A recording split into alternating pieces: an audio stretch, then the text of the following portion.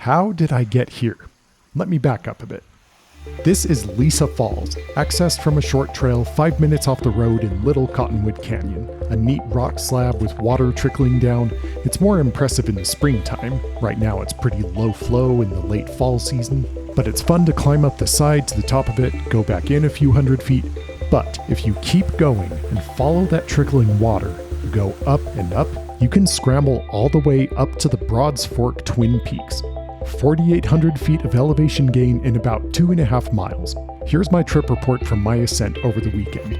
Some context. I first read about this route online 2 years ago, and the route description says you generally stay on the waterline, which sounds easy enough.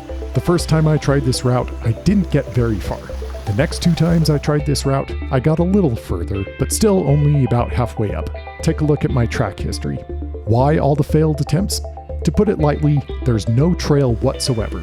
For the most part, you do just stay in the lowest parts of the canyon, but sometimes it gets steeper and you reach parts like this, where you run into a 50-foot waterfall and have to figure out the way to scramble up the side around it. This is not a typical hike. It's not really a hike at all. It's a constant scramble. You definitely run into bushwhacking through brush a couple times, and you must have shoes with grippy soles that you trust on the rock that can be a little slippery. More than anything, this hike is a good test of route finding skills. Some spots it looks like you just can't get around easily, but I learned over my attempts that if you backtrack a few hundred feet and look at the sides, you can find a way up and around that doesn't involve risking your life, which is nice. It helps a lot to track myself on a navigation app with contour lines to make sure I'm going in the right direction, because this is the kind of place where if you got lost or totally stuck, search and rescue would have a heck of a time trying to find you. Maybe it goes without saying, but this route really is more for people who have experience in outdoor rock climbing, and for those who can handle exposure with ease. Some parts of it look pretty scary, but with the right route finding, you almost never find yourself in a spot where if you fell, you'd go tumbling down 50 feet. And it's a skill that takes practice.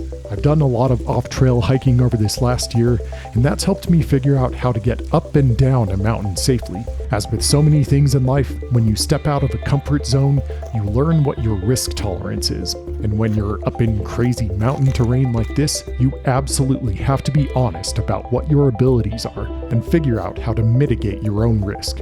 And if you're smart about it and you're willing to take the time to figure out the safe ways up, a route like this is very rewarding and gives you such unique views. Every few hundred feet you just have to turn around and soak in the feeling of how wild the mountains can be. This is the kind of experience that gets me into the mountains weekend after weekend. At this point, about 1,000 vertical feet from the top, it opens up to more brushy terrain and the rock becomes golden color. The final push up to the top from here is basically a choose-your-own-adventure kind of thing, where there's no obvious line to follow, but many possible ways to go.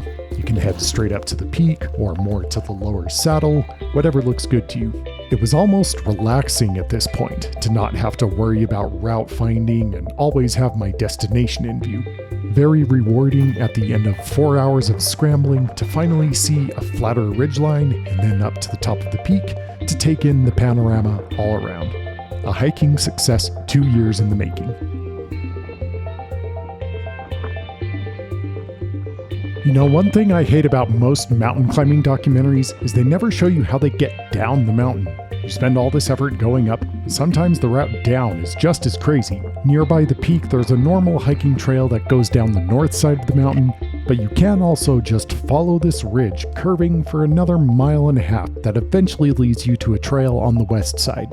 More scrambling, that's how I got down. Pretty slow going, and route finding skills were definitely required here too. Honestly, some parts of this were more exposed and sketchy than the ascent. But slow and steady, you eventually get down where touching normal trail again feels very nice. Then you head home and eat an entire pizza and crash and recover and do it all again the next weekend.